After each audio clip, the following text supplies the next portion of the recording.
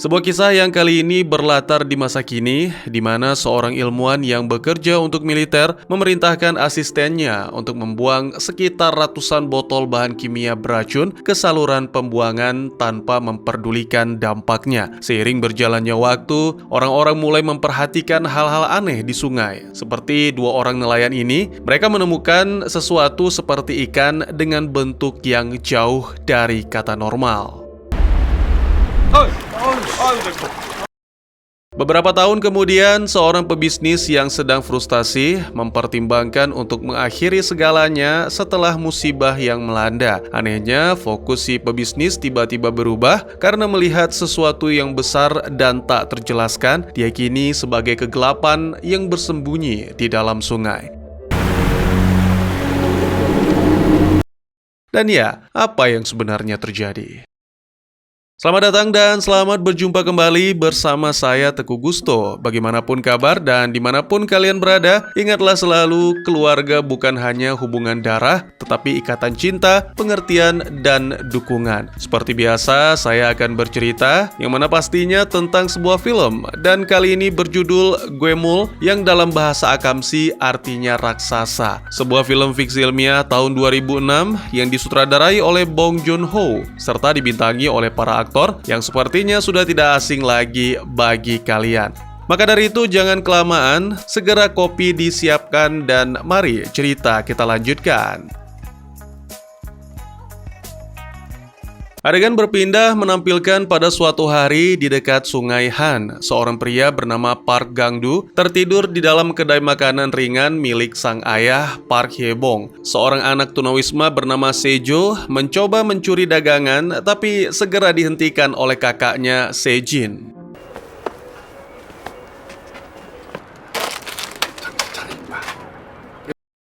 Hye-bong membangunkan Gang-du dan mengingatkannya untuk bekerja. Di saat yang sama, Gang-du melihat putrinya Hyun-seo pulang sekolah. Gadis itu marah karena Gang-du mengirim pamannya yang doyan mabuk untuk menghadiri rapat orang tua dan guru, alih-alih datang sendiri. Selain itu, Hyun-seo mengabaikan panggilan telepon dari sang ayah karena ponselnya sangat kuno dengan daya tangkap sinyal yang buruk dan dia malu untuk menggunakan di depan umum. 전화 왜 안 받았어? 이게 터질 리가 있겠어, 이게? Kemudian Gang-du dan Hyun-seo buru-buru masuk ke kedai. Tempat Gang-du menyembunyikan celengan rahasia, jadi secara diam-diam dia mengumpulkan uang karena ingin membelikan ponsel baru untuk Hyun-seo.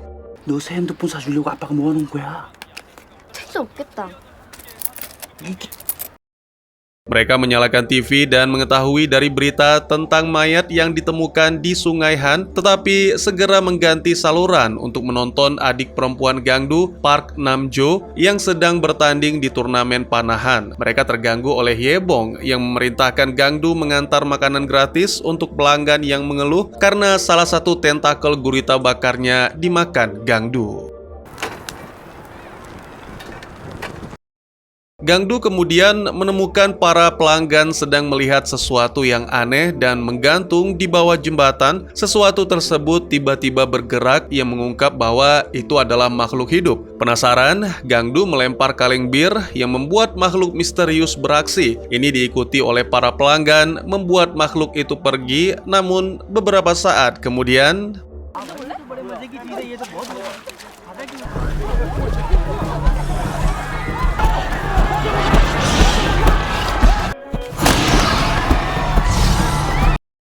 bersama dengan seorang turis bernama Donald, Gang-du mengangkat tiang rambu dan menyerang monster dan sayangnya itu tidak terlalu berdampak. Tapi Gang-du tidak menyerah dan segera menemukan tiang rambu lain untuk melancarkan serangan dan mengenai bagian sensitif sehingga melukai monster itu.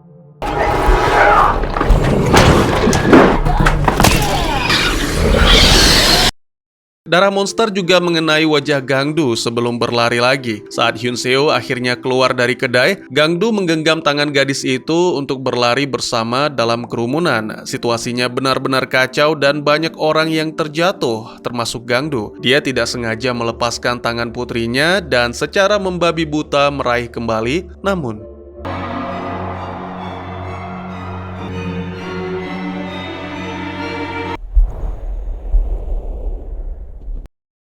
Sangat mengejutkan, ternyata monster menangkap Hyun Seo dan membawanya pergi, melompat kembali ke sungai. Gangdu ikut melompat dan melihat bagaimana di seberang sungai, monster itu memuntahkan tubuh orang lain dan menggantinya dengan Hyun Seo, lalu kembali ke dalam air.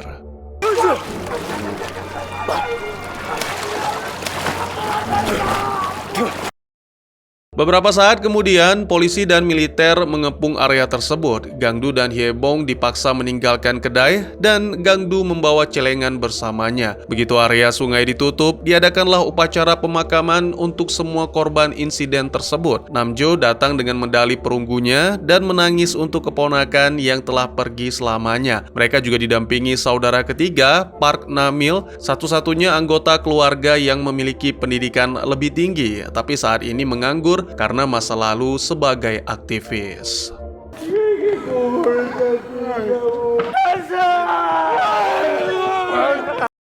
Seluruh keluarga mengalami kehancuran emosional, menarik perhatian para wartawan yang mulai merekam dan mengambil foto. Namil mengungkapkan bahwa dia mendengar tentang Gangdu yang memegang tangan yang salah sehingga memicu perkelahian sampai akhirnya dilerai oleh orang-orang. Saat itu, sekelompok pria dengan pakaian hazmat datang, diikuti asap misterius mulai memenuhi ruangan.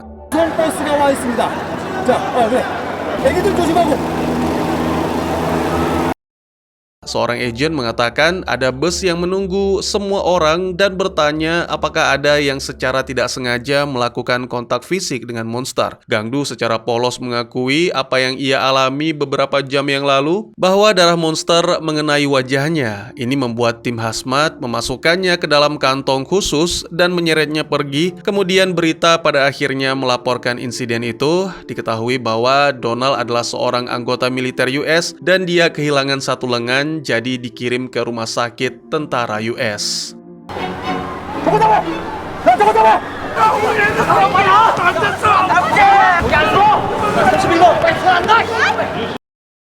Tim medis militer menemukan bahwa bagian tubuh yang bersentuhan dengan makhluk itu menunjukkan reaksi aneh dan menduga akibat virus yang tidak diketahui. Militer US mengirimkan sampel ke CDC dan mereka mengkonfirmasi bahwa makhluk dari sungai adalah inang dari virus tersebut. Jadi kini hanya pasukan khusus yang dilatih dalam perang biologis serta tim kebersihan yang diizinkan berada di dekat sungai. 주생물체 이미 확 실시된다고 밝혔습니다. 한강변 출입을 허용하기로 방침을 정했습니다. Semua orang yang berada di lokasi insiden dan upacara pemakaman dikirim ke rumah sakit untuk dikarantina dan diuji. Malam harinya, Gangdu menggaruk beberapa titik pada punggungnya dan di saat yang sama ponsel pun berdering. Gangdu kaget bukan kepalang ketika mendengar suara Hyun Seo yang meminta pertolongan. Gadis itu mengatakan dia berada di saluran pembuangan, tetapi sebelum dapat menjelaskan lebih banyak, sangat disayangkan komunikasi terputus.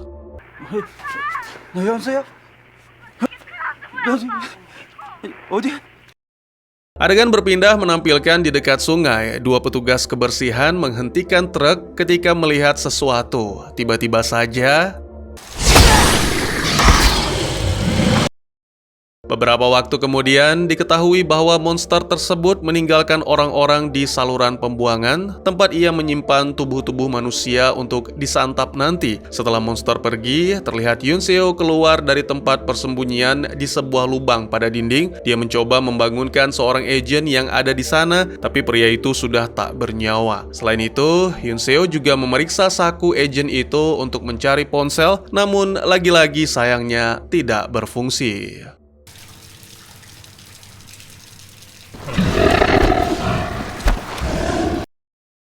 Di rumah sakit, keluarga Park mencoba meyakinkan seorang petugas kepolisian bahwa Hyun Seo masih hidup. Tetapi ya, polisi itu tidak percaya dan mengatakan bahwa Gangdu hanya bermimpi menerima panggilan tersebut. Berusaha membuktikan maksudnya, Gangdu menggunakan ponsel untuk menunjukkan apa yang dilakukan monster. Namun sayang, hasilnya tetap sama, bahkan meskipun Hyebong coba menyuap si polisi. 애들이 그러는 거야. 왜? 아드님이 꿈을 꿨는데 그게 너무. Beberapa saat kemudian, keluarga Park akhirnya nekat diam-diam melarikan diri dari rumah sakit dan berbaur dengan pasien lain di koridor. Seorang perawat mengenali rambut Gangdu dan segera memanggilnya sehingga tidak ada pilihan selain berlari.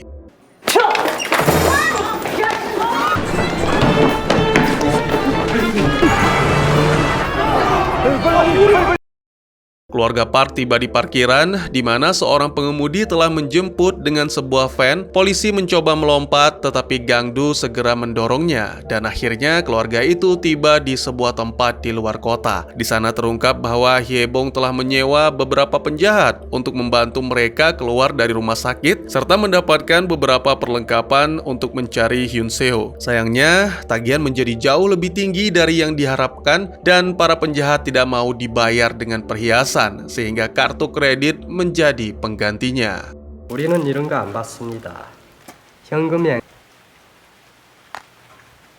저기 밖에 나가시면 흰색 트럭 하나 있거든요.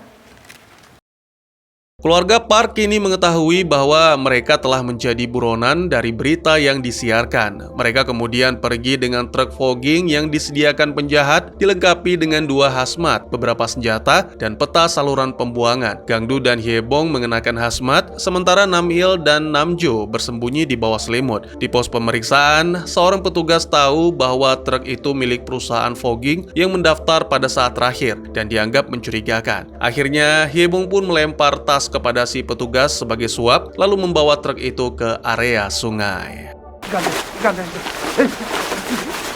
과장님, 내가 시방 가지기 그밖에 없어서.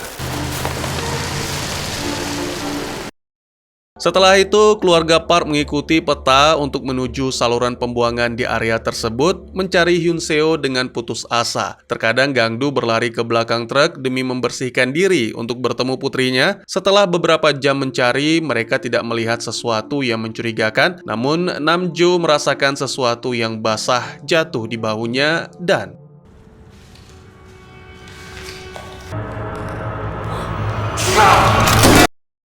ternyata itu hanyalah kebocoran, tapi cairannya berasal dari air seni Sejo yang sedang bersembunyi bersama Sejin. Dua bersaudara itu dengan hati-hati bergerak dan mencapai kedai keluarga Park, lalu mereka mulai mengambil banyak makanan. Sejo sebenarnya ingin mengambil uang juga, tapi Sejin melarang karena baginya itu pencurian yang sebenarnya, sementara mengambil makanan disebut sebagai seori, hak orang yang kelaparan. Setelah tas penuh, mereka pergi, namun sangat disayangkan,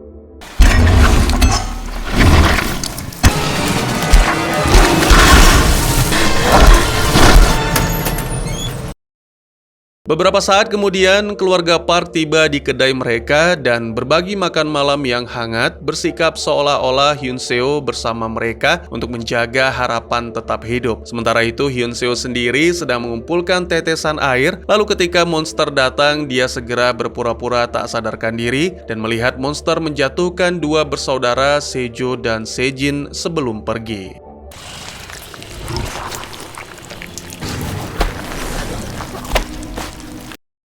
Hyun Seo segera memeriksa mereka dan menemukan bahwa Sejin sudah meninggal, sedangkan Sejo masih hidup. Jadi gadis itu melindunginya dari pandangan monster. Kembali ke keluarga Park, Namjo dan Namil menghina Gangdu yang tidur melulu. Tak tahan mendengar hal ini, Hyebong menceritakan apa yang terjadi pada Gangdu, yang sebenarnya saat kecil, pria itu adalah anak yang cerdas.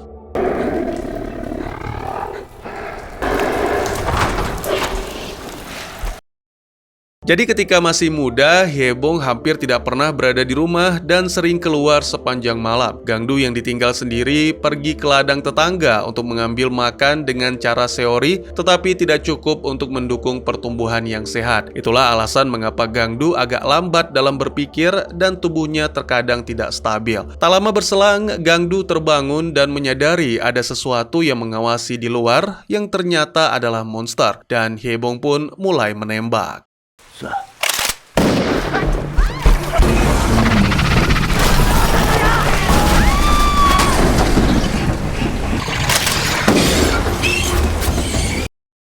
Setelah adegan yang menegangkan, keluarga Park menyadari bahwa tentara datang, sehingga mereka mulai melarikan diri. Gangdu masih memiliki 1 peluru, jadi Hyebong mengambil senapan itu, lalu meminta anak-anaknya lari ke truk, sementara dia menghadapi monster dan sayangnya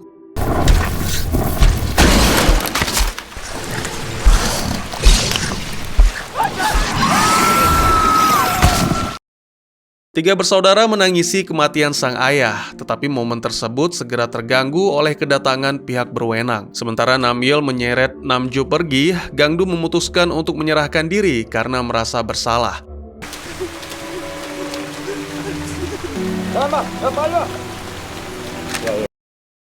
Beberapa waktu kemudian, media memberitakan bahwa Donald meninggal akibat virus. CDC memutuskan untuk menggunakan Agent Yellow, sebuah sistem kimia yang dikembangkan US untuk melawan wabah virus dan teror biologis. Penyebaran bahan kimia beracun ini dianggap tidak aman oleh banyak warga dan siap untuk memprotesnya. Media juga menyebutkan bahwa virus ini memiliki gejala mirip flu burung biasa, sehingga orang-orang di jalan disarankan menjauh dari siapa saja yang bersin atau batuk.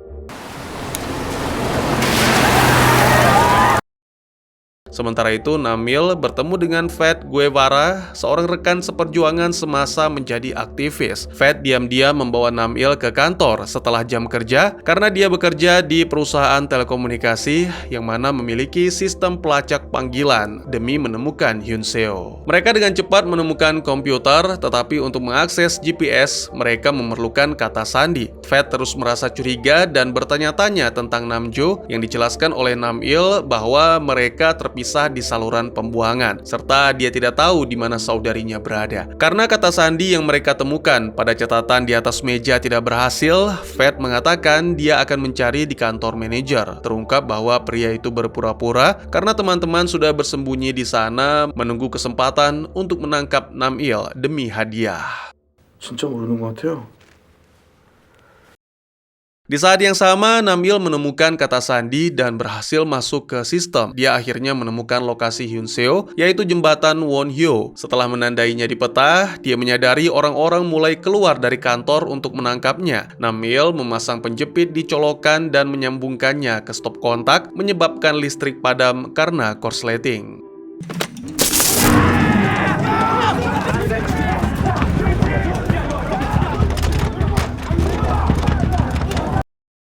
Di jalan, Namil mendengar polisi datang, jadi harus segera melompat dari jembatan untuk meloloskan diri. Namil mengirim pesan kepada Namjo sebelum tak sadarkan diri, jadi selama ini Namjo terus mencari Hyun Seo. Dia tidur di balok jembatan, masuk ke dalam air agar tidak terlihat, serta mengambil makanan di kedai keluarga. Dia juga mengisi daya pada ponsel dan melihat pesan dari Namil. Kemudian Namjo segera turun ke jembatan Wonhyo sambil menghubungi Gangdu untuk membagikan informasi tersebut. Sayangnya, monster itu menemukannya dan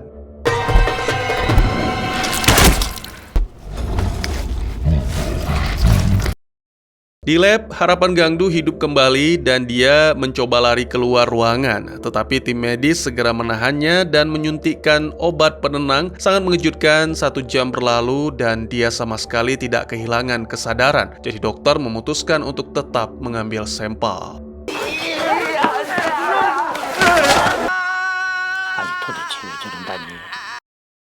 Teriakan Gangdu menarik perhatian seorang dokter US. Dengan bantuan seorang tenaga medis sebagai penerjemah, Gangdu menjelaskan situasi putrinya dan bagaimana tidak ada yang mendengar. Awalnya dokter US itu bertanya seolah-olah peduli, tetapi ternyata dia hanya berpura-pura untuk menguji kondisi psikologis Gangdu. Dia mengklaim bahwa virus tersebut menyebabkan demensia sehingga mereka harus mengambil sampel dari kepala Gangdu.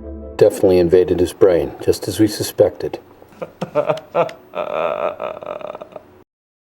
Dokter Korea merasa ini terlalu berlebihan, jadi dokter US itu membawanya ke samping dan menjelaskan kebenarannya. Donald meninggal karena shock selama operasi, tim otopsi tidak menemukan virus apapun, dan tes pada orang-orang yang dikarantina juga negatif, sehingga kemungkinan besar tidak ada yang namanya virus. Bahasa Inggris Gangdu tidak begitu baik, tapi bukan berarti dia tidak mengerti, sehingga menuntut penjelasan tentang virus yang tidak ada. Para dokter segera membawa Gangdu ke ruang operasi, tempat mereka mengambil sampel dari otaknya. There is no virus whatsoever. 바이러스가 있지도 않은 거야. 바이러스가 없다고 그러잖아, 바이러스가. Di saluran pembuangan, Hyun Seo mengambil pakaian dari mayat-mayat dan mengikatnya untuk dijadikan tali, menambahkan tongkat polisi pada ujungnya, lalu melemparkan ke atas jeruji pembuangan. Sayangnya, kini kain-kain malah tidak terjangkau. Di saat yang sama, monster kembali sehingga kedua anak itu segera bersembunyi.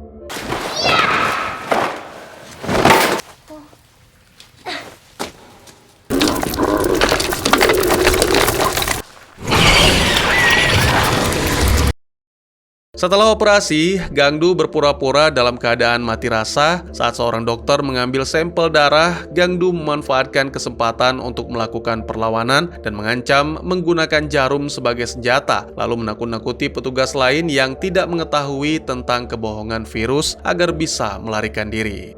이거 줄까 세균?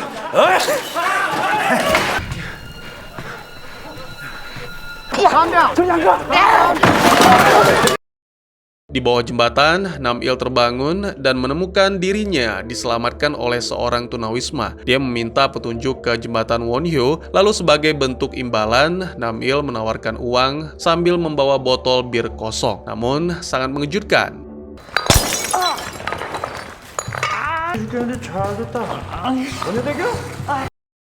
Sepanjang perjalanan menggunakan taksi, mereka membuat molotov dari botol-botol kosong. Sementara itu, orang-orang berkumpul untuk melancarkan protes penggunaan Agent Yellow yang akan dilepaskan di jembatan Wonhyo. Kembali ke Hyun Seo yang keluar dari lubang dan menemukan monster sedang tidur. Dia melempar kaleng untuk memastikan monster tidak bereaksi, lalu memberanikan diri meraih kain. Namun lagi-lagi sangat mengejutkan.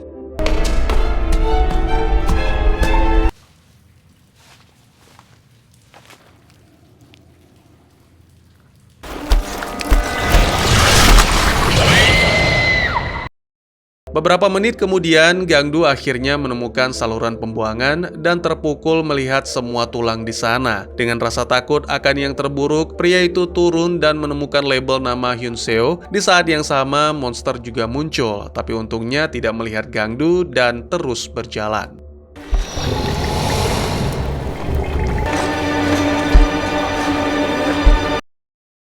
Sementara itu, Namjo terbangun dan keluar dari saluran pembuangan. Melihat monster itu datang, dia bersiap untuk melepaskan anak panah, namun terganggu oleh Gangdu yang panik. Di tepi sungai, selain melancarkan protes, kerumunan juga menuntut agar Gangdu dibebaskan. Protes ini dijaga ketat oleh polisi, lalu semua orang pun panik ketika melihat monster mendekat, dan Gangdu meminta polisi untuk tidak menembak karena meyakini Hyun Seo ada di dalam mulut monster itu.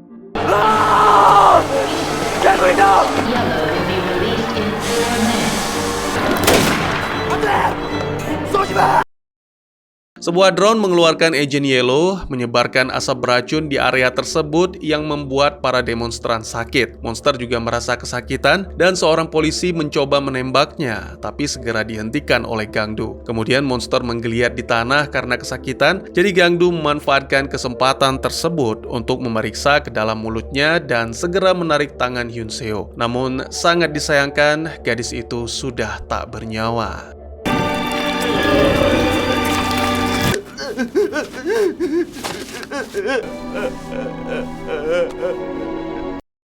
Drone terus menyemprotkan Agent Yellow pada monster, sementara para agent bertopeng merekam seluruh kejadian dan orang-orang di sekitar termasuk polisi mulai jatuh sakit.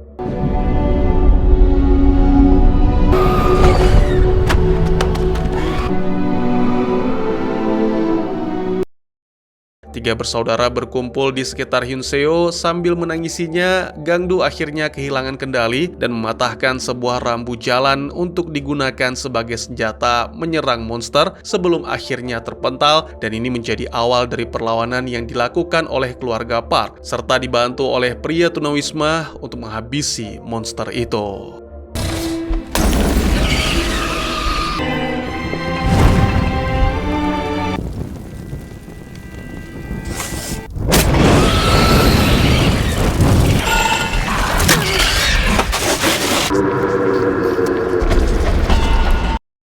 Setelah monster dihabisi, Gangdu memeriksa Sejo, penasaran apakah anak itu adalah teman putrinya. Ya, ternyata bocah itu masih hidup dan segera dibawa menjauh dari area beracun. Film pun ditutup dengan menampilkan beberapa minggu kemudian, Gangdu telah memperbaiki hidupnya dan sekarang mengelola kedai makanan sambil merawat Sejo. Pada suatu malam, saat makan bersama, pemerintah US muncul di televisi untuk mengakui bahwa sebenarnya tidak ada virus, tetapi Gangdu dan Sejo tidak mau diganggu sehingga mematikan televisi agar bisa makan dengan tenang. Dan tamat. Ada banyak hal yang bisa direnungkan setelah menonton film yang juga memiliki nama lain yaitu The Host. Film ini jelas ingin menggambarkan seorang tokoh yang awalnya dianggap pemalas dan tidak berguna menjadi pahlawan yang menunjukkan kemampuan luar biasa untuk menyelamatkan putrinya, Hyun Seo, dan melindungi keluarganya yang sederhana namun penuh keberanian. Film ini dengan sengaja memberikan tantangan yang tampak mustahil, mulai dari monster bermutasi hingga pemerintah, bahkan ancaman penyakit. Namun, keluarga Park tetap fokus pada hal yang paling penting bagi mereka, yaitu Hyun Seo. Sang sutradara juga dengan jelas menyindir pemerintah dan otoritas yang kerap membuat kesalahan serius, baik karena pengaruh politik, tekanan eksternal, atau sekedar untuk unjuk kekuasaan. Tetapi siapa yang harus menanggung akibat dari semua itu? Ya, pastinya orang-orang biasa. Dalam cerita ini, keluarga Park. Melalui film ini, sutradara menggunakan elemen-elemen khas genre seperti sebuah tongkat ajaib untuk mengalihkan perhatian kita, tetapi sekaligus membuka mata kita pada berbagai lapisan pesan yang tersembunyi di balik. Jika kita bersiap menonton film monster besar yang datang untuk meneror dan membunuh manusia, dan tujuan utamanya adalah membunuh monster tersebut, maka kita siap untuk sebuah petualangan seru. Bong Joon-ho selalu menghadirkan monster dalam berbagai bentuk dan ukuran di film-filmnya, namun dalam The Host, dengan sengaja ia menampilkan monster tersebut sejak awal secara penuh, menjadikannya hanya bagian dari latar cerita. Dengan begitu, ia mengajak kita untuk fokus pada satir politik dan drama keluarga yang sedang mencari anggota termuda mereka yang hilang. Selain itu, adegan-adegan dalam filmnya sering membuat kita menyadari betapa sedikit perhatian yang kita berikan pada hal-hal biasa dalam hidup dan mengapa kita tidak lebih sering memperhatikannya. Bong memiliki kemampuan untuk berhenti sejenak pada momen-momen lembut atau bahkan biasa saja, lalu menjadikannya pas dalam genre apapun yang sedang ia buat.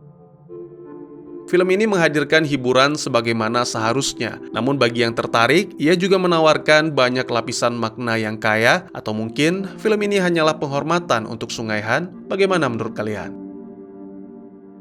Mungkin segitu saja teman-teman, terima kasih buat yang sudah menyaksikan. Silahkan memberikan komentar, bertanya, ataupun merequest kira-kira film apa yang menarik untuk dibahas. Bisa lewat kolom komentar, atau buat yang malu-malu bisa via DM ke Instagram saya di @tekugusto. Insya Allah pasti akan dibaca. Mari kita jadikan kolom komentar sebagai sarana penambah wawasan dan menciptakan jalinan persaudaraan, bukan malah menjadikannya sebagai tempat pembulian sehingga menciptakan permusuhan. Jangan lupa untuk dukung terus channel ini dengan cara share, like, dan subscribe, karena dukungan dari kalian sangat berharga bagi saya demi perkembangan channel ini. Saya Gusto, sampai jumpa di video selanjutnya. Tetap semangat, tetap bersyukur setiap hari. Dadah!